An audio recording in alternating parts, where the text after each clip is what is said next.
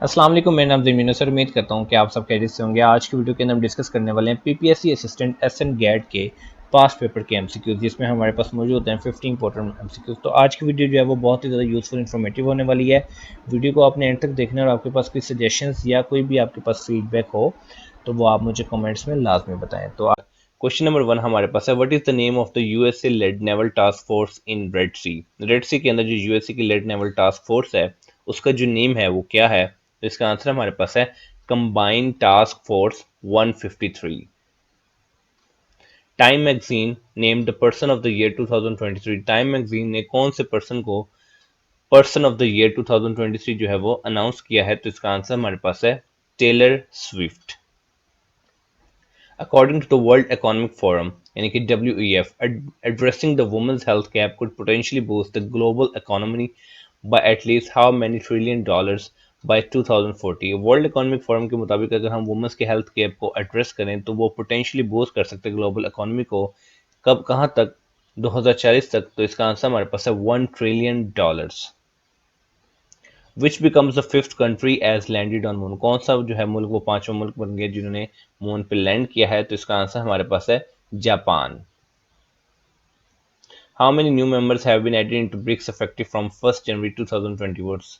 अब जो है करंटली और कितने मेंबर जो है वो 1 जनवरी 2024 को ब्रिक्स में ऐड हुए। तो इसका आंसर हमारे पास है 5।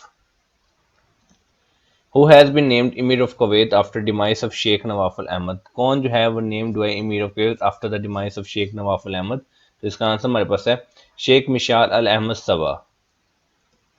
Who was Henry Kissinger। Henry Kissinger जो है वो कौन थे? यूएस के आर्मी चीफ थे, यूएस के सेक्रेटरी ऑफ स्टेट थे, यूएस के डिफेंस सेक्रेटरी थे या यूनाइटेड स्टेट्स के एक साइंटिस्ट थे। तो इसका आंसर हमारे पास है United State secretary of state Henry Kissinger. IRGC stand for क्या है? तो इसका आंसर हमारे पास है Islamic revolutionary guard corps. IRGC, तो ये एग्जाम में आपसे क्वेश्चन पूछा जा सकता है। तो IRG stand for Islamic revolutionary guard corps. Who is the current prime minister of New Zealand. New Zealand के करंट प्राइम मिनिस्टर जो है वो कौन है? तो इसका आंसर हमारे पास है क्रिस्टोफर लक्सन। तो ये चीज अपने याद रखने की न्यूजीलैंड के करंट प्राइम मिनिस्टर जो है वो है Christopher Luxon. What is the richest country in the world per capita 2023।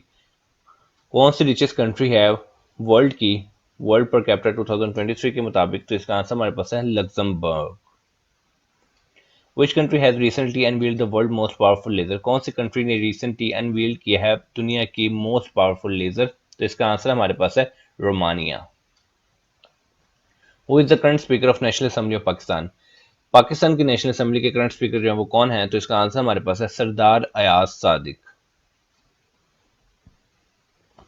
President Alvi appointed as the care taker chief justice of Balochistan high court. President Alvi ने किसको अपॉइंट किया है as a chief justice of Balochistan high court? तो इसका answer हमारे पास है justice Mohammad Hashim Khan Kakar. वो is the current speaker of KP के असेंबली। केपी के असेंबली के करंट स्पीकर जो है वो कौन है? तो इसका आंसर हमारे पास है बाबर सलीम सवाती।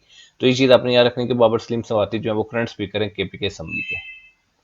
वो is the current attorney general of Pakistan. Pakistan के करंट अटॉर्नी जनरल जो है वो कौन है? तो इसका आंसर हमारे पास है मंसूर उस्मान अवान। तो ये चीज आपने याद रखनी कि करंट अटॉर्नी जनरल जो पाकिस्तान के हैं वो है मंसूर उस्मान अवान। क्वेश्चन नंबर 16 हमारे पास है, Asif Ali Zardari has been elected at the president of Pakistan for the second time on. इस क्वेश्चन के अंदर हमें एक तो इन्फॉर्मेशन ये मिली कि आसिफ अली जरदारी जो है वो दूसरी दफा प्रेसिडेंट ऑफ पाकिस्तान बने हैं और इस साल में 2024 की बात करें तो कौन सी डेट को जो है वो प्रेसिडेंट बने हैं पाकिस्तान के। तो इसका आंसर हमारे पास है 9 मार्च 2024। तो इस क्वेश्चन के अंदर दो बातें याद रखने वाली है। एक ये कि आसिफ अली जरदारी जो है वो प्रेसिडेंट ऑफ पाकिस्तान बने हैं, पाकिस्तान के प्रेसिडेंट बने हैं दूसरी दफा और बने हैं 9 मार्च 2024 को। नेक्स्ट क्वेश्चन हमारे पास है, the largest provincial assembly of Pakistan in terms of its member. अगर हम बात करेंगे प्रोविंशियल असेंबली जो पाकिस्तान की वो लार्जेस्ट कौन सी है अपने मेंबर्स के हवाले से, तो हमारे पास डिफरेंट ऑप्शन है, Punjab assembly, Sindh assembly, Balochistan assembly. तो इसका आंसर हमारे पास है पंजाब असेंबली। तो जो पंजाब असेंबली है ये लार्जेस्ट प्रोविंशियल असेंबली है पाकिस्तान की in terms of its members. Next question हमारे पास है, Syed Awais Qadir Shah has been elected as speaker of Sindh assembly. कितने सिंध असेंबली के जो है वो स्पीकर बने हैं सैयद अवैस कादिर शाह? तो इसका आंसर हमारे पास है 12। तो इस क्वेश्चन के अंदर भी हमारे पास दो इन्फॉर्मेशन है। एक तो ये कि सैयद अवैस कादिर शाह जो है वो इलेक्ट हुए हैं as a 12th speaker of Sindh assembly और ये जो है 12वें स्पीकर है सिंध असेंबली के। नेक्स्ट क्वेश्चन हमारे पास है, who is the current deputy speaker of KPK assembly. KPK assembly के करंट डिप्टी स्पीकर जो है वो कौन है, तो इसका आंसर हमारे पास है सूर्या बीबी। सूर्या बीबी जो है वो करंट डिप्टी स्पीकर है केपीके असेंबली के। नेक्स्ट क्वेश्चन हमारे पास है, who is the current speaker of Balochistan assembly. Balochistan assembly के करंट स्पीकर कौन है, तो इसका आंसर हमारे पास है अब्दुल खालिक खान। तो ये चीज आपने याद रखनी है कि अब्दुल खालिक खान जो है वो करंट स्पीकर है बलोचिस्तान असेंबली के। नेक्स्ट क्वेश्चन हमारे पास है, continent which has no active volcanic regions. आपने उस कॉन्टिनेंट का नाम बताया जिसके अंदर कोई भी एक्टिव वोल्केनिक रीजन नहीं है, तो इसका आंसर हमारे पास है ऑस्ट्रेलिया। तो ये चीज आपने याद रखनी है, एग्जाम पे आपसे पूछा जा सकता है कि एक ऐसा कॉन्टिनेंट है जिसके अंदर कोई भी एक्टिव वोल्केनिक रीजन नहीं है और उस कॉन्टिनेंट का नाम है ऑस्ट्रेलिया। नेक्स्ट क्वेश्चन हमारे पास है, autobiography director of destiny is written by. Autobiography एक ऐसी बुक होती है जो कि किसी पर्सन ने अपने ही बारे में लिखा हो, तो उसको हम कहते हैं ऑटोबायोग्राफी। तो ऑटोबायोग्राफी डॉटर ऑफ डेस्टिनी जो है ये किसने लिखी, तो इसका आंसर हमारे पास है बेनजीर भुट्टो। तो ये चीज अपनी याद रखनी है कि autobiography daughter of destiny is written by Benazir Bhutto. Next question हमारे पास है, when you transport something by ship is its called. जब आप कोई चीज शिप के थ्रू ट्रांसपोर्ट करते हैं तो इसको क्या कहते हैं, कंसाइनमेंट, कार्गो, शिपमेंट या ट्रांसपोर्टेशन। तो इसका आंसर हमारे पास है cargo. So when you transport something by ship it's called cargo. Next question हमारे पास है, the oldest university in the world. दुनिया के अंदर सबसे पुरानी यूनिवर्सिटी जो है वो कौन सी है, तो इसका आंसर हमारे पास है यूनिवर्सिटी ऑफ बोलोगना। तो university of Bologna is the oldest university in the world. Next question हमारे पास है, Gashu lake is located in. Gashu lake जो है कहाँ पे लोकेटेड है, तो इसका आंसर हमारे पास है Gilgit Baltistan. Paraguay is a country located in which continent. Paraguay जो एक मुल्क है कौन से कॉन्टिनेंट में लोकेटेड है, हमारे पास डिफरेंट ऑप्शन है, साउथ अमेरिका, अफ्रीका, यूरोप। तो इसका आंसर हमारे पास है साउथ अमेरिका। तो ये चीज अपने याद रखने की, पैराग्वे जो एक ऐसी कंट्री जो कि साउथ अमेरिका कॉन्टिनेंट में लोकेटेड है। नेक्स्ट क्वेश्चन हमारे पास है, Fukushima Daiichi nuclear power plant is located in which country. Fukushima Daiichi nuclear power plant जो है वो कौन से मुल्क में लोकेटेड है, तो इसका आंसर हमारे पास है जापान। तो ये चीज अपने याद रखने की, Fukushima Daiichi nuclear power plant जो है ये जापान में लोकेटेड है। USA second biggest city. USA का दूसरा बड़ा शहर जो है कौन सा है, तो इसका आंसर हमारे पास है लॉस एंजलिस। तो ये चीज आपने याद रखनी है कि यूनाइटेड स्टेट्स ऑफ अमेरिका का सेकंड बिगेस्ट सिटी जो है वो है Los Angeles. Top highest mountain in the world collectively called as the 8000 कितनी हाईएस्ट माउंटेन है दुनिया के अंदर जिनको कलेक्टिवली द 8000 कहा जाता है, तो इसका आंसर हमारे पास है 14।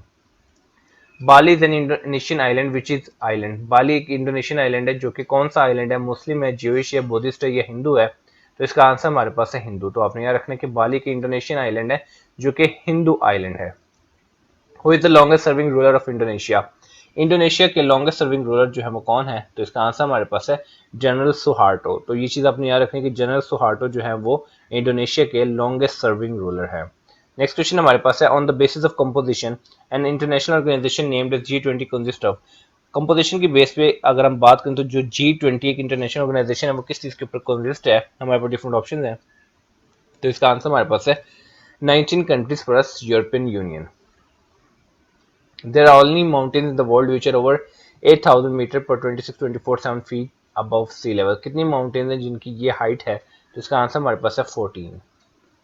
द बुक ऑफ हदीस अल मुवाता वाज कंपाइल्ड बाय। जो बुक ऑफ हदीस अल मुवाता वो किसने कंपाइल की, तो इसका आंसर हमारे पास है इमाम मालिक रज़ियल्लाहु तआला अन्हु। तो ये चीज़ आपने याद रखनी कि जो बुक ऑफ हदीस अल मुवाता ये कंपाइल की इमाम मालिक रज़ियल्लाहु तआला अन्हु ने। इन Hajj touching the black stone.